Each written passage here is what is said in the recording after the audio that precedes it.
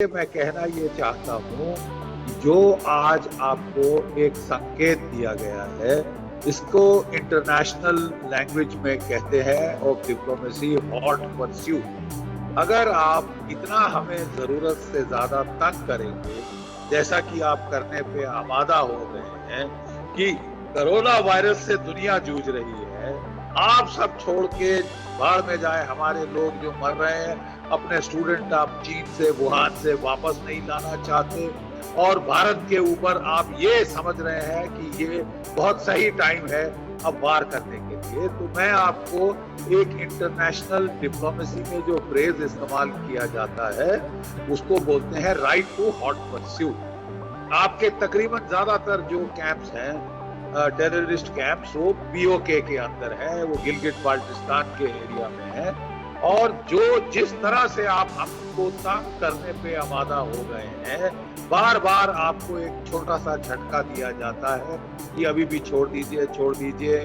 उड़ी के बाद सर्जिकल स्ट्राइक हुई, 2-3 महीने आप चुप रहे, फिर पुलवामा के बाद एयर स्ट्राइक हुई, कोई 1 साल चुप रहे, फिर आपने ये फैसला कर लिया है कि भारत की सरकार अपने लोगों को कोरोना से बचाने में जो लग गई है और कोई फुर्सत नहीं है आपकी सोच में उसके पास कि वो आपके जो प्रोवोकेशंस का जवाब दे सके। इसीलिए आपको आज एक इशारा दिया गया है कि PoK will may no longer remain yours. अगर आप इसी दर्जे हरारत पे आप चलते गए, आप इसी हालात को आपने बदली नहीं किया, तो you will have to part with PoK. वो आपको बड़ी सटल लैंग्वेज में आज एक संकेत दिया गया है कि हमारे जो मेट्रो वाले जो हमारे जो मौसम विभाग है उसने पीओके का मौसम दर्जे हरारत इंक्लूड करना शुरू कर दिया है अपने इंडिया के ब्रॉडकास्ट में, क्योंकि लीगली वो इलाका हमारा है। संकेत आपके लिए ये है कि we have the right to hot pursuit, और आप इसी नक्शे कदम पे चलते रहे तो जल्द ही आपको जिस तरह ईस्ट पाकिस्तान से हाथ धोना पड़ा था, शायद आपको पीओके से भी हाथ धोना पड़ जाए। अब आप समझे या ना समझे, समझने वाले तो समझ गए, अब ना समझे वो अनाड़ी हैं और अनाड़ियों का कुछ नहीं किया जा सकता। पाकिस्तानी है, उसे थोड़ा चेंज कर दीजिए। मोनानो समझने वाले समझ गए, जो ना समझे वो पाकिस्तानी है। आप इतनी थोड़ी सी एनर्जी वहां भी लगा दिया करें, सारी एनर्जी मुझे आप क्रॉस टॉक करने में गुजार देती हो रूबिका। अब सुकून से जरा मेरी बात सुने, जैसे आपने सुकून से जीटी बख्शी की सुनी। Be fair as a moderator. तो आप जो अपनी बात कर रहे थे, I just hope so and I don't want to be disappointed. देखिए, मैं अभी जीटी बख्शी की बात मैंने इतने आराम से सुनी, वो अभी बता रहे थे he has a right to hot pursuit. मुझे पता है हॉट परस्यूट, लास्ट टाइम जब आपने हॉट परस्यूट किया था वो था उड़ी, जो आपने इससे पहले बालाकोट से पहले जो आपने कोशिश की थी हॉट परस्यूट की, तो वो मुझे याद पड़ता है। फिर आपने क्या किया, आपने जल्दी से आप लोग गए और आपने अपने फाइनेंसियर्स ढूंढे जो आपके बॉलीवुड में है। आपने कहा यार इस पे मूवी बनाओ। वहाँ पाकिस्तानी जाके ले जा चुके हैं, वहां पर हमारे तो ISPR गया, हमने जाकर फॉरेन जर्नलिस्ट को साइड दिखाई, हमने दिखाया वहां पे कि ये तो इंडियन क्लेम्स तो बोगस है, फेक है।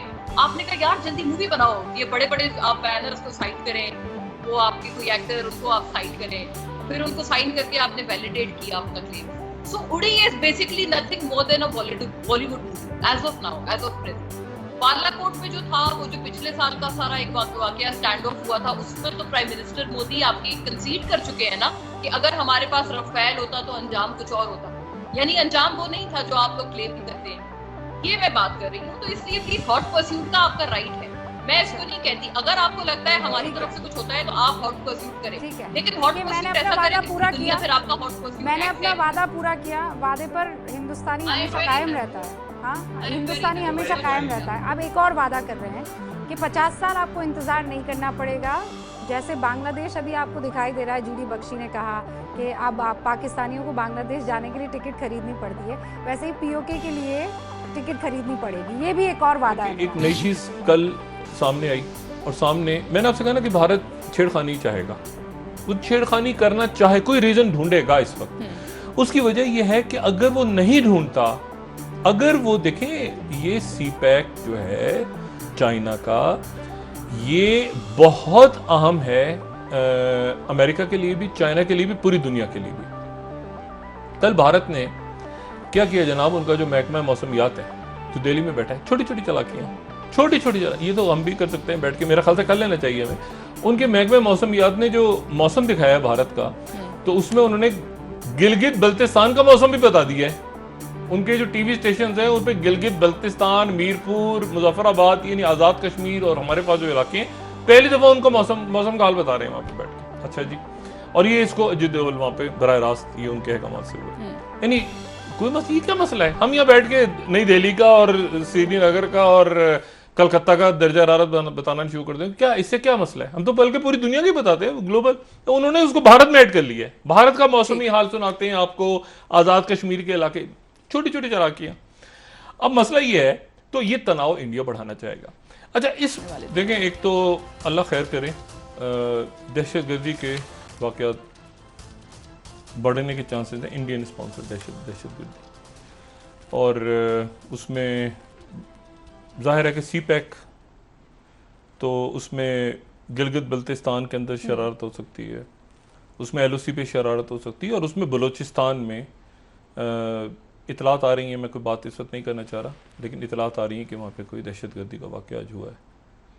तो इसके लिए हमें ज़हनी तौर पे तैयार रहना चाहिए, ठीक, कि इस मरहले पे वो हर सूरत चाहेंगे कि CPEC का ये जो साइड है CPEC की, गिलगित बल्तिस्तान वाली, वो उसमें अपना रोल प्ले करें। ये जो इंडो पैसिफिक बना है पूरा अलायंस, ऐसे ही नहीं अमेरिका ने दे दिया बना के। अमेरिकन डिमांड आएगी इंडिया पे, तो इंडिया कुछ ना कुछ करने पे मजबूर होगा। अगर खुल के बात नहीं भी करेगा तो ज़ाहिर कश्मीर का इशू बनाएगा, या ये है कि बलूचिस्तान के अंदर मूवमेंट चल रही थी, हमने तो कुछ नहीं किया, तो बलूचिस्तान के अंदर दहशतगर्दी के वाक़यात हो सकते हैं, और शायद कोई वाक़या हुआ भी है।